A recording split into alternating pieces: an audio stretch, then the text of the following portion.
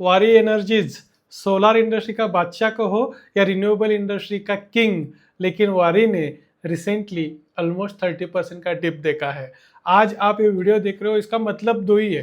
एक एक तो आप इसमें इन्वेस्टेड हो और आपको अब ये समझना है कि भाई अब आगे क्या करना है इसमें, या फिर इतना बड़ा डिप या ये जो डाउनफॉल चल रहा है ये, और प्लस सम पॉजिटिव न्यूज़ देखने के बाद आप चाहते हो कि स्टॉक का प्रॉपर एनालिसिस मिले ताकि हम कुछ डिसीजन ले पाए। तो दोस्तों रिसेंटली क्या हुआ है, ट्रंप जी ने जो इसके ऊपर टैक्स लगाया था, ऑलमोस्ट 126% का टैक्स लगाने के बाद इस पर्टिकुलर पूरे सेक्टर में ही कुछ निगेटिव चीजें हुई थी। लेकिन पर्टिकुलर वारी एनर्जीज ने कुछ ऐसे स्टेप्स लिए हैं जिनकी वजह से बहुत ही अच्छा पॉजिटिव मूवमेंट आता हुआ लग रहा है। तो आज के इस एपिसोड में हम सबसे पहले वारी एनर्जीज का टेक्निकल एनालिसिस करेंगे, उसके बाद जो भी उनके रिसेंट ऑर्डर्स है, न्यू कैपेसिटी बिल्डअप कर रहे हैं, उन सारी चीजों को अच्छे से समझेंगे। फिर हम फंडामेंटल एनालिसिस करेंगे और हम समझेंगे कि आगे जाके पर्टिकुलर स्टॉक में कैसे काम हो सकता है। ठीक है, चलिए शुरू करते हैं टेक्निकल एनालिसिस के साथ। अब आप टेक्निकल में देखोगे तो एक चीज आपको अच्छे से ध्यान में आएगी कि 2400 is the kind of stop loss कि जहां पे स्टॉक बार बार आने की कोशिश करता है। शुरुआती दिनों में तो इसको पूरा क्रैक करके नीचे गया था, फिर यहाँ पे आया, फिर यहाँ से नीचे गया। यहाँ पे ना बहुत ज़्यादा प्राइस मूवमेंट हो चुका है, और फिर यहाँ पे भी ऊपर गया, फिर नीचे आया।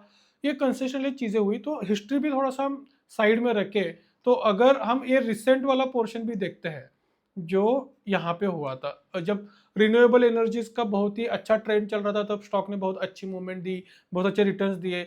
लेकिन फॉल भी जब आया था बहुत बुरा फॉल आया, ऑलमोस्ट 30% का फॉल। फिर यहाँ से ये ऊपर गया और फिर इसने 2500 के आसपास सपोर्ट ले लिया, और ये सपोर्ट लेना बहुत ज़रूरी था। अगर ये क्रैक करके नीचे चला जाता तो बहुत ही बुरी चीज़ें हमें देखने को मिलती थी। लेकिन अब अच्छी चीज़ क्या है, इसने एक अच्छा सपोर्ट लेके ये ऊपर आया है और अब इस रेंज में कहीं ना कहीं कंसोलिडेटिंग फेज में है। तो ये टेक्निकल फ्रंट इसलिए मैं समझा रहा हूं क्योंकि अगर यहाँ पे एक बैंडविड्थ बनती है कंसोलिडेटिंग की, तो वहां से चांस बनेगा ऊपर जाने का, अगर ये इस प्राइस को ब्रेकआउट करता है। अप्रोक्सीमेट 3000 की जो प्राइस है, 3200 की, इसको ब्रेकआउट करना है। क्योंकि यहाँ पे आप देखोगे ना, देखो ये कैसा प्राइस मूवमेंट एक्शन बन रहा है पर्टिकुलर इसी रेंज में। 3200 एंड 2900, ये एक रेंज है, इसके बीच में एक प्राइस मूवमेंट बन रहा है। This is technical front. अब क्या करते हैं, रिसेंट के दो तीन चीजें देख लेते हैं। एक, सबसे पहली जो अनाउंसमेंट आई 24 मार्च की, उसमें उन्होंने दो चीजें अनाउंस की है। क्या है, एक है उनके खुद की कंपनी है वारी ट्रांसपावर करके, उसमें उन्होंने उनके स्टेक्स बढ़ाए 64% से, उन्होंने वो स्टेक्स बढ़ाए हैं 75% के। ठीक है, this is one positive news. Second, सबसे इंपॉर्टेंट, जिसके बारे में मैंने एक शॉर्ट वीडियो में भी बात की थी, कि ऑलमोस्ट 3900 करोड़ का ये मैन्युफैक्चरिंग प्लांट बना रहे हैं। और क्या मैन्युफैक्चरिंग करने वाले हैं, वो ग्लास मैन्युफैक्चरिंग करने वाले हैं, जो सोलर ग्लास होता है, जिसका मैक्सिमम परचेस चाइना से होता है या आउटसाइड कंट्री पे हमारी डिपेंडेंसी है। अब इन्होंने इसको क्या किया, बैकवर्ड इंटीग्रेशन भी बोल सकते हो आप। तो ये जो इनका फाइनल प्रोडक्ट है सोलर पैनल, अब उसी को इन्होंने क्या किया, उसका जो रॉ मटेरियल है वो भी हम खुद बनाएंगे, मतलब डिपेंडेंसी खत्म कर देंगे। इसमें टाइम है, लेकिन एक इनिशियल स्टेज है, इनिशियल स्टेप है जो कंपनी को स्ट्रांग बनाएगा आने वाले दिन में। अब इन्होंने क्या किया, इसमें 3900 करोड़ का इन्वेस्टमेंट जाएगा, जिसमें ग्लास मैन्युफैक्चरिंग प्लांट बनेगा। और उन्हीं की सब्सिडरी कंपनी है जो फुल्ली एक्वायर्ड बाय वारी एनर्जीज है, वारी ग्लास सॉरी वारी ग्रीन ग्लास प्राइवेट लिमिटेड, इस नाम की जो कंपनी है। और प्रोडक्शन की कैपेसिटी भी देखो 2500 ton per day. It's a great achievement. अगर ये सही से इसको एग्जीक्यूट करते हैं ना, ये मास्टरपीस बनेगा इस पर्टिकुलर स्टॉक के लिए। ठीक है, उसके अलावा इनके पास ना कुछ अच्छे खासे ऑर्डर्स आए, जैसे फेब 23 का अगर आप ऑर्डर देखोगे तो 500 मेगावाट का सोलर मॉड्यूल का ऑर्डर है इनके पास, जो इनको आने वाले पूरे फाइनेंशियल ईयर में सप्लाई करना पड़ेगा।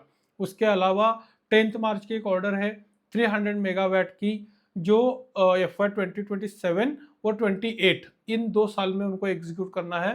तो ऐसे मल्टीपल ऑर्डर्स है, और ऑल टुगेदर आप देखोगे तो 22.77 गीगावाट का इनका ग्लोबली प्रोडक्शन कैपेसिटी बनने वाला है। तो रिन्यूएबल सेक्टर में इतना बड़ा प्रोडक्शन कैपेसिटी होना is itself a really great thing. लेकिन चीज़ें क्या है, देखो जैसे मैंने बताया कि ये एक इन्वेस्टमेंट करने वाले मैन्युफैक्चरिंग कैपेसिटी बनाएंगे, फिर इतने बड़े ऑर्डर्स इनके पास है, ये सारी चीज़ें है, ये अभी पॉजिटिव थॉट पे है, लेकिन इसका एग्जीक्यूशन इंपॉर्टेंट है। मतलब आप इसको ऐसे समझो ना कि मेरे पास 10 करोड़ रुपीज बनाने का प्लान है अगले 4 साल में, 5 साल में, लेकिन अगर मैं उसको सही से एग्जीक्यूट नहीं करूंगा तो प्रॉब्लम्स हो सकती है। तो एग्जीक्यूशन समझना है तो फंडामेंटल समझना पड़ेगा। फंडामेंटल्स में जाते हैं। अब फंडामेंटल्स में हम क्या करते हैं ना, थोड़ा सा रेशोज देख लेते हैं। ROCE, return on capital employed 34.9%, which is really good. 15% के ऊपर जो भी होगा वो सही रहेगा। Return on equity 27.4%, which is also good, क्योंकि 12% के ऊपर चाहिए, वो भी अच्छा है। डेट टू इक्विटी रेशो, उसमें क्या चैलेंज है थोड़ा सा कि 0.26%, 0.2 के नीचे चाहिए। लेकिन इसमें एक अच्छी बात भी ये है, अगर आप इनका बैलेंस शीट देखोगे तो बोरोइंग्स जो ये ले रहे हैं नए नए प्रोजेक्ट्स के लिए, उसकी इन्वेस्टमेंट हो रही है। क्योंकि हमने जब बात की कि 3,900 करोड़ ये इन्वेस्ट करेंगे, तो सब कुछ खुद का तो पैसा नहीं हो सकता है, कहीं ना कहीं लोन लाना पड़ेगा, और ये नंबर और भी बढ़ेगा। That is what my understanding. क्योंकि इतना बड़ा इन्वेस्टमेंट जब आप करने की प्लान कर रहे हो तो पैसा सारा कंपनी से नहीं लगता है, तो उसके लिए आपको बोरोइंग्स लाने पड़ेंगे, तो वो एक चीज़ है। उसके अलावा आप जाके देखोगे तो प्रोमोटर होल्डिंग इज गुड, मैं उसके ऊपर बात करूंगा शेयर होल्डिंग पैटर्न के ऊपर। प्लेजिंग परसेंटेज 0 है, जो कि ऑलमोस्ट ना के बराबर है। अब आते हैं नंबर्स के ऊपर। क्वार्टरली नंबर आप देखोगे, क्योंकि देखो ये स्टॉक क्या है ना, अच्छे से काम कर चुका है अर्लियर, लेकिन अब थोड़ा सा ये डिप में आया है। लेकिन अगर हम नंबर की बात करेंगे तो आप देखो दिसंबर 2024 में इसका नंबर था 3,457, जो कि अब ऑलमोस्ट डबल हुआ है, 7,565। ठीक है, ये सेल्स का नंबर है। वही आप नेट प्रॉफिट का नंबर देखो, 507,1107, मतलब नेट प्रॉफिट भी डबल हुआ है। तो जब नंबर्स डबल हो रहे हैं तो ग्रोथ क्यों नहीं आ रही है, मैं दिखाता हूं। तो ये नंबर आया दिसंबर में, राइट।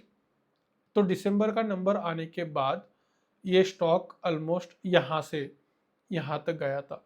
ठीक है, फेब में, दिसंबर में नंबर आए, सो जनवरी से इसने फिर से प्रोग्रेस शुरू की, और ये ऑलमोस्ट कितने परसेंट ऊपर गया देखो,